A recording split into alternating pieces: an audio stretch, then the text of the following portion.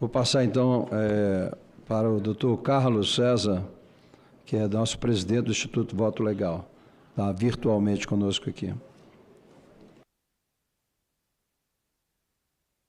Bom dia a todos. Muito obrigado, senador Exalci, pela oportunidade, pelo convite. E, na sua pessoa, cumprimento todos os presentes. Manifesto a satisfação de ver colegas técnicos como o Amilcar Brunazzo, professor Pedro, que estão conosco nessa jornada já desde o final da década de 90. E é muito bom ver o Senado tratando desse tema. E volto ao início da sua fala, de que o nosso propósito é um propósito construtivo, de uma discussão técnica, que se pretende construir, né? E o parlamento, sem dúvida, é o melhor lugar para que a gente possa definir novos caminhos para que o nosso sistema possa seguir as melhores práticas que temos visto a nível internacional. Eu vou fazer a nossa apresentação com essa perspectiva, procurando mostrar quais são os pontos principais aos quais a atenção precisa ser dada, comentar um pouquinho o que acontece em outros lugares e fazer poucos comentários aqui sobre o nosso contexto. Eu vou compartilhar aqui uma apresentação.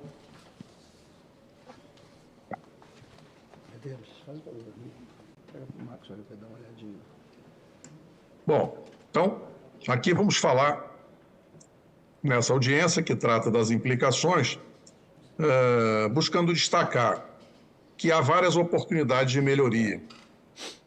E as oportunidades de melhoria, elas estão em diferentes pontos de um sistema eleitoral. Na governança, na segurança, na certificação independente, na fiscalização, na contagem pública, na totalização e nas auditorias que devem ser independentes. Faço as palavras do colega engenheiro Amilcar Brunazzo, minhas palavras, concordo perfeitamente com o que ele falou do ponto de vista da essencialidade da auditoria independente e que nunca foi efetivamente praticada. A nossa agenda, então, vou falar quem é o Instituto e procurei dar destaque nesses pontos. Segurança da informação, contagem pública dos votos, o registro do voto impresso em papel. Estamos trazendo aqui uma proposta nova para o sigilo do voto. Vamos destacar a importância de utilizar o ecossistema brasileiro de certificação digital. Vamos pontuar tanto a auditoria de funcionamento da urna quanto a auditoria dos resultados. E destacar que os partidos são responsáveis por fiscalizar, na forma da lei.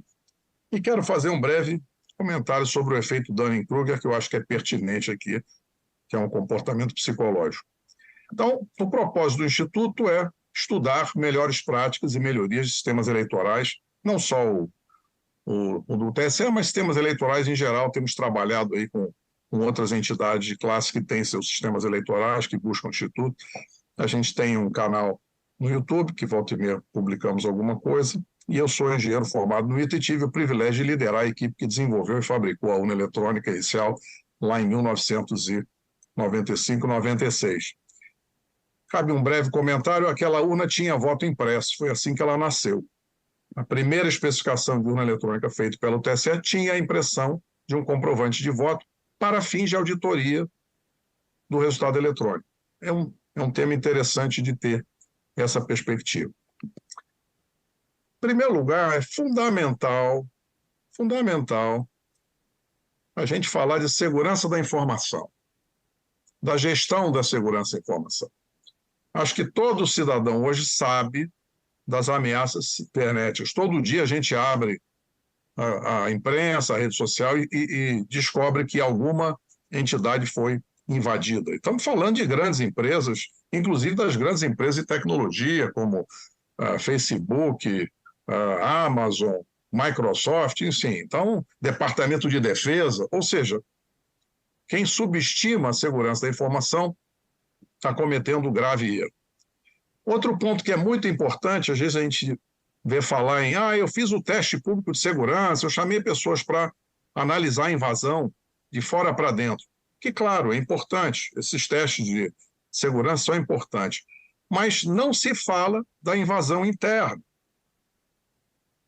E a invasão interna é, de fato, a grande ameaça. Quase 70% das invasões de sistemas em todas as organizações, elas nascem dentro das organizações. Por isso é que toda organização, incluindo a administração eleitoral, tem que ter implantado um sistema de gestão de segurança da informação. E não basta implantar, esse sistema tem que ser certificado na norma de segurança da informação. Qualquer profissional que trabalha na área sabe disso. Então, cabe, de fato, ao Senado, que acompanha o que acontece na administração eleitoral, garantir que esse tipo de ação é, de fato, tomada.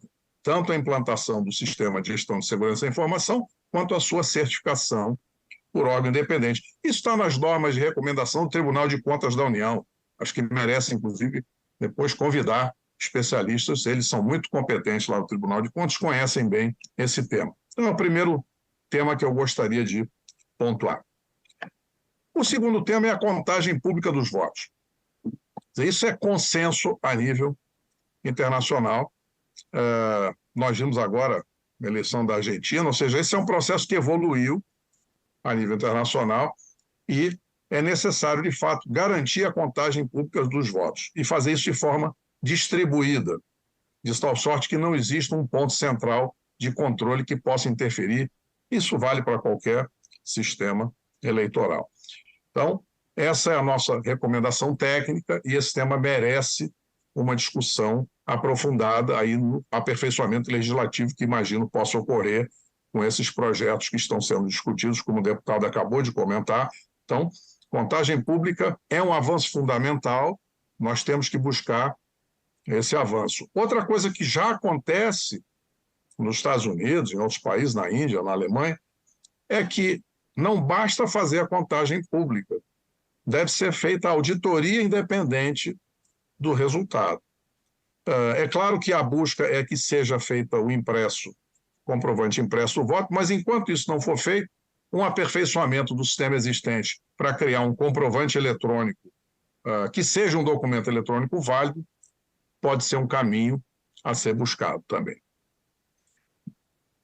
A garantia do registro do voto impresso em papel merece destaque específico porque esse tema se tornou consenso mundial. Como bem destacou o Amilcar, né? Na Índia, na Alemanha, a Corte Suprema, inclusive, da Alemanha considerou o sistema eletrônico inconstitucional, e eu listei aí alguns sites americanos, mas nos Estados Unidos hoje, de uma forma abrangente, nos centros das universidades, nas entidades independentes, seja no Verified Voting, no Brennan Center, no Carter Center, que esteve aqui observando as nossas eleições, todos esses institutos que estudam o aperfeiçoamento dos sistemas eleitorais têm um amplo consenso de que deve haver o comprovante impresso do voto, de tal sorte que o eleitor possa confirmar um voto que foi materializado, que foi devidamente registrado, e que pode, então, ser contado a partir da contagem pública e possa ser recontado quando isso se mostrar necessário, em função de uma análise estatística dos resultados. Essa frase está aí entre aspas, porque isso eu traduzi diretamente do site do Verified Voting. Não é a minha opinião isolada. Isto é um consenso hoje nos países de democracias consolidadas. Aqui eu quero chamar a atenção para uma proposta nova. Nós estamos trazendo aqui uma proposta que ainda não foi tratada, e a gente acredita que essa é uma maneira simples de se permitir que o Congresso volte a aprovar uma lei para o voto impresso e essa lei não seja considerada inconstitucional, como já foi aprovado por unanimidade 2 vezes no Supremo Tribunal Federal, seja em relação à lei aprovada pelo Congresso em 2009 e depois a lei aprovada pelo Congresso em 2015. Nessas 2 ocasiões, o Supremo Tribunal considerou o voto impresso inconstitucional e o argumento técnico utilizado foi de que ele poderia colocar em risco o sigilo do voto. E por que isso? Porque nós temos hoje um conceito antigo que, na nossa opinião, já se tornou obsoleto, que é o conceito da sessão eleitoral. A sessão eleitoral, ela existe como tal porque ela veio lá de trás do voto em cédula de papel. E quando foi criada a urna eletrônica, ela foi criada simplesmente para tornar eletrônico um processo que era manual, mas sem mudar a estrutura do processo.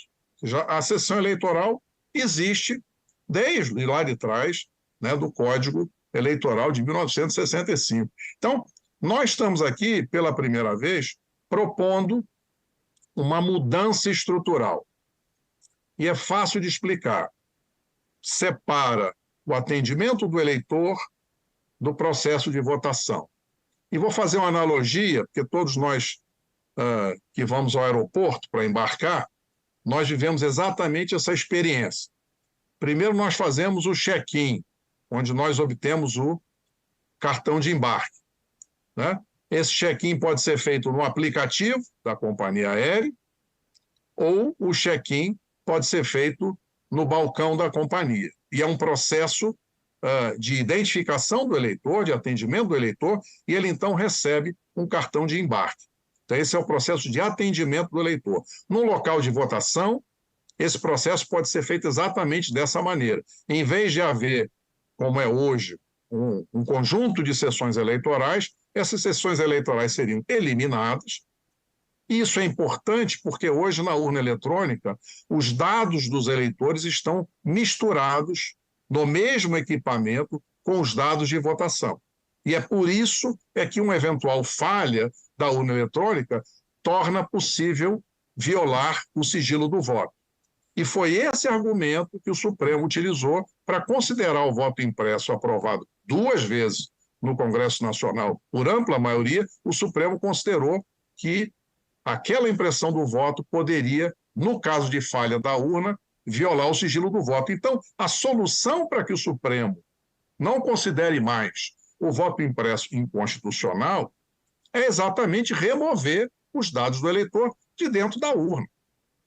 Para remover os dados do eleitor de dentro da urna, nós temos que eliminar essa arquitetura de sessão eleitoral e cada local de votação será como o aeroporto fazendo o check-in do passageiro. Então, vai ter lá uma área de check-in, essa área é online, então vai poder usar, aliás, o aplicativo e-título do TSE, que é muito bom, vai usar o aplicativo e-título. Vamos fazer uma variante desse aplicativo e-título, um aplicativo e-mesário, e a conversa desses 2 aplicativos conectados online no sistema do TSE vai fazer o atendimento do eleitor. Não tem problema ser online porque não tem dado nenhum de votação. É só a autenticação e o registro da presença. Isso vai permitir, inclusive, que o eleitor eventualmente vote num outro local de votação do que aquele do seu registro original. Então, imagina que você chega no local de votação, tem uma fila, que é aquela minhoquinha, os eleitores todos entram na mesma fila única, chega lá na frente, tem diversos balcões de atendimento do eleitor, parecido com o que é o check-in no aeroporto. Como é que vai ser a votação? Uma vez identificado, o eleitor, então, vai para uma outra área, que seria a área de votação. Nessa área, quem já viu votação nos Estados Unidos conhece isso, haverá uma série de urnas, todas iguais, uma do lado da outra. Por que elas são iguais? Porque elas não têm mais dados do eleitor, elas só têm os dados dos candidatos daquele município ou daquele estado. O que, inclusive, vai necessitar menos urnas, vai reduzir o custo das urnas, porque a logística operacional vai ser muito mais eficaz. Como é que isso se comporta no aeroporto, voltando àquele exemplo?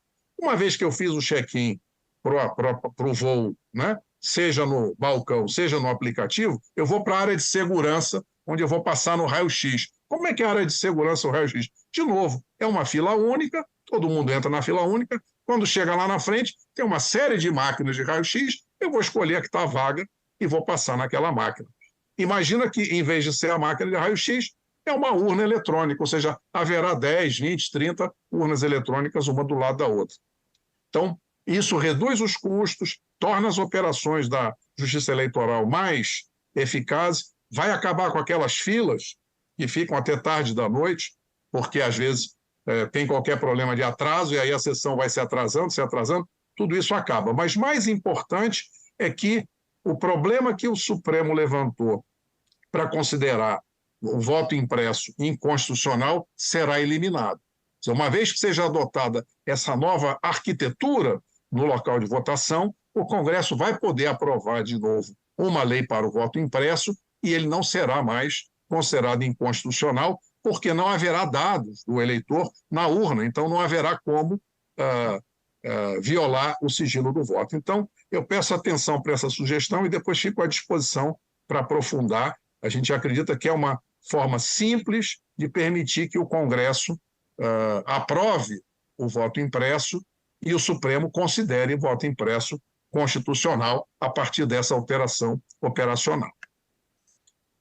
Volto a destacar aqueles que acompanham o nosso trabalho que o Brasil tem um ecossistema de documentos eletrônicos muito robusto. Hoje em dia, né, nos processos judiciais, no próprio Senado, as pessoas estão acostumadas no dia a dia a emitir documentos eletrônicos assinados com a infraestrutura de chaves públicas brasileira. E, no nosso entender, cada urna eletrônica deveria ter um certificado individual daquela urna e esse certificado deveria ser fornecido por cadeias de confiança independentes, de tal sorte que todos os documentos eletrônicos emitidos pelo sistema eleitoral, eles passem a seguir aquilo que o resto da sociedade faz, que é usar certificados digitais ICP Brasil para trazer a autenticidade, a legitimidade e a presunção legal de veracidade do conteúdo. Hoje em dia, documentos como zerésima, boletim de urna, lista de presença, o próprio registro de votos, esses documentos não seguem o padrão da ICP Brasil, que é regulada por lei, né? A Receita Federal segue, o SERPRO segue, o Banco do Brasil, né? O Congresso, seria natural que a administração eleitoral também seguisse a legislação que todos os outros brasileiros também seguem. Então, documentos eletrônicos do sistema devem ser emitidos com assinatura eletrônica qualificada, com certificado digital ICP Brasil. Aqui vou fazer uma rápida menção ao trabalho que foi feito no ano passado, seguindo a recomendação do TSE. Quando a primeira reunião no TSE, em agosto do ano passado, quando fomos ouvir a apresentação do processo de fiscalização e a orientação, nós recebemos um documento, que é esse glossário das eleições informatizadas, publicado pelo TSE como recomendação técnica para as entidades fiscalizadoras. E esse documento destacou que o log da urna é um elemento de auditoria importante para os partidos políticos e demais entidades fiscalizadoras. O texto desse slide eu extraí do documento do TSE. Então, isso aqui é uma recomendação do TSE. Esse texto não é meu. Bom, para dizer que, de fato, todo equipamento eletrônico de missão crítica ele deve ter um log que registra todas as suas atividades. E concordamos com ênfase com os técnicos do TSE de que o log de urna é um elemento de auditoria importante. Ora, o log de urna publicado pelo TSE no ano passado, ele apresentou indícios de mau funcionamento. Ele continha erros. Ou seja, esse é um processo que precisa, então, ser tratado da forma técnica. É necessário que, havendo um log e havendo erros no log, que naturalmente indicam que alguma coisa não funcionou bem, que se tivesse funcionado bem não teria dado erro, esse processo possa ser verificado dentro da esfera técnica, sem que isso gere qualquer polarização política. Então, achei que era interessante mencionar o tema, e aí nós temos duas sugestões. Uma é que, da mesma forma que quaisquer equipamentos eletrônicos profissionais precisam ser certificados por um laboratório credenciado pelo Inmetro, isso é a nossa legislação, ou seja, a balança da padaria, ela tem lá uma etiqueta certificada pelo Inmetro. O celular, o computador, o roteador Wi-Fi passam por certificação da Anatel. Estava aí o colega Xará Carlos Baigorre, de fato a Anatel faz um trabalho muito bom. Nessa área, com certeza, a Anatel pode contribuir com a administração eleitoral. Por quê? Porque a Anatel tem um processo de certificação extremamente sofisticado. E como é que funciona? Eles credenciam, são laboratórios credenciados pela Anatel, que normalmente são laboratórios credenciados pelo Inmetro. Ora, se a balança da padaria, o celular, o computador precisam ser certificados de maneira independente por laboratórios credenciados pelo Inmetro, pela Anatel, nos parece absolutamente natural que todos os equipamentos e sistemas eleitorais também sejam certificados de forma independente, de tal sorte que quem faz o trabalho de desenvolvimento lá na administração eleitoral tem uma função. Agora, quem certifica deve ser uma entidade independente, como mostra toda a arquitetura. Inclusive, essa área tem uma associação muito bem estruturada, que é a ABRAC, que fala que tem todos, e é muito bem relacionada com o Inmetro também. Acho que vale, nessa sequência da conversa, convidar também os colegas do Inmetro para debater esse tema, para dar essa construção. Então, problemas que foram mencionados aí, pontos de atenção que o Amilcar mencionou, que o professor Pedro mencionou, eles serão superados no momento em que houver uma certificação. Então, ou seja, quem é que vai certificar? Ora, laboratórios credenciados independentes. E uma vez certificados os equipamentos, por exemplo, para a eleição do ano que vem, deveriam estar sendo certificados agora. E uma vez certificados, eles não poderiam mais ser modificados. Eles deveriam ser exatamente aqueles equipamentos. Na Anatel é assim. Ou seja, se eu trago um celular e eu quero eu falo isso porque é a minha área, telecomunicações, eu atuo nessa área há muitos anos. Então, vou trazer um produto novo, um celular, um roteador Wi-Fi. Para ele ser comercializado, para ele ser importado, ele tem que ter sido certificado pela Anatel. Se mudar lá o programa ou mudar o chip e não for certificado, a lei proíbe a comercialização. Ora, o mesmo rigor de exigência de certificação deve ser naturalmente aplicado ao sistema eleitoral. Existe hoje na lei uma auditoria de funcionamento da urna eletrônica que é prevista na lei, e a lei fala em votação paralela. No nosso entendimento, a forma como essa auditoria de funcionamento é feita hoje, ela não é feita de forma independente, como bem destacou o engenheiro Amilcar Brunazzo. Ou seja, quem faz isso não pode ser a mesma entidade que conduz a operação. Quem faz a auditoria precisa ser um contexto independente. Aqui nós também trazemos uma proposta nova, que é para a gente conseguir fazer auditoria de votação paralela pelo eleitor nas eleições já no ano que vem, fazendo com aquilo que já existe disponível. Hoje em dia já existe disponível as cédulas de papel de contingência. Ou seja, é possível fazer uma votação paralela em cada sessão eleitoral que seja selecionada para auditoria, utilizando as cédulas de papel lá existentes. Isso é uma sugestão para que a gente consiga fazer uma auditoria do funcionamento da urna antes da transformação do sistema, que ocorrerá naturalmente com aperfeiçoamento ao longo do tempo, com nova legislação que poderá surgir. Então, o eleitor chega na sessão eleitoral que foi selecionada, ele vai receber uma cédula de papel, que é a cédula de contingência, e vai votar. O eleitor vai votar simultâneo, o eleitor vai votar paralelo, ele vai votar na urna eletrônica e na cédula de papel, e quando retornar, vai colocar a cédula de papel numa urna de lona. E os resultados dessa urna de lona seriam contados na própria sessão eleitoral para comparar com o resultado da urna eletrônica, e assim se consegue fazer uma auditoria de funcionamento da urna eletrônica de maneira bastante simples, usando aquilo que existe disponível hoje. Então, é uma ação de melhoria, de aperfeiçoamento, que vai trazer confiança e é possível fazer no curto prazo. Lá fora, nos Estados Unidos, na Índia e outros países, já existe o conceito de auditoria de limitação de risco, que é uma auditoria independente que é feita por amostragem estatística dos resultados. Evidentemente, para fazer isso é necessário que exista o comprovante impresso e que seja feita a contagem pública. Em determinados estados, nos Estados Unidos, por exemplo, na Geórgia, se o resultado de uma eleição majoritária mostrar uma diferença menor do que 2% entre os dois candidatos que saíram na frente, a lei já determina uma recontagem. E lá a recontagem é possível porque a cédula é de papel.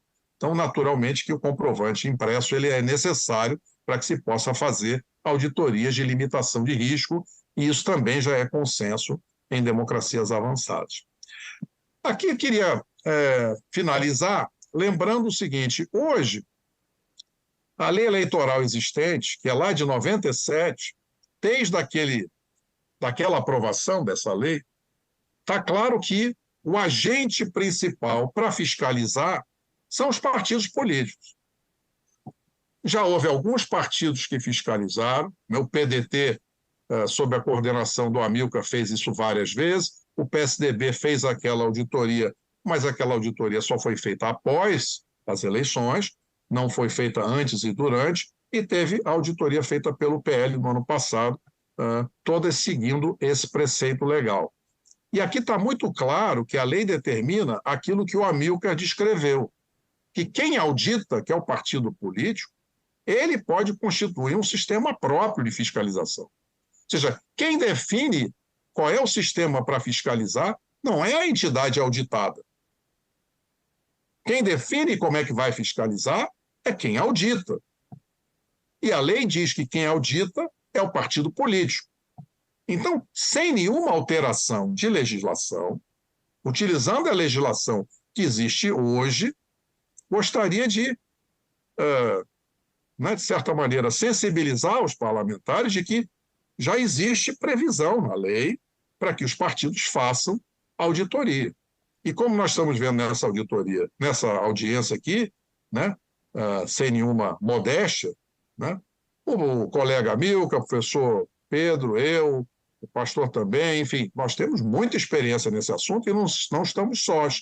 Existe hoje um universo de profissionais no Brasil, já citei a ABRAC, que tem experiência, ou seja, os partidos podem fiscalizar as eleições com o sistema próprio, trazendo tecnologia de última geração, evidentemente, desde que a autoridade eleitoral concorde. E aqui uma reflexão. É uma reflexão, isso aqui é um efeito de um estudo de 2 psicólogos americanos, porque nós técnicos temos visto, ao longo dessa discussão, especialmente na polarização, pessoas na posição de autoridade que tomam decisão sobre um tema essencialmente técnico e que fazem afirmações bastante contundentes sem conhecer absolutamente nada do assunto. Isso é um comportamento psicológico já identificado, ou seja, eu quero agradecer aqui para finalizar, senador, e parabenizar a comissão por fazer esse debate, porque esse é um debate técnico. Ele tem que ficar na seara técnica. Não adianta a gente chamar juristas renomados, médicos renomados e outros profissionais renomados que não sejam especialistas da área, até porque eles subestimam os requisitos técnicos, que é o contexto em que esse tema precisa ser discutido. Esse tema precisa sair da esfera de polarização política, de disputa entre partidos, e vir para a esfera dos técnicos que conhecem o tema. Agradeço mais uma vez e fico à disposição aí para perguntas. Obrigado, professor Carlos César. Tem mais algumas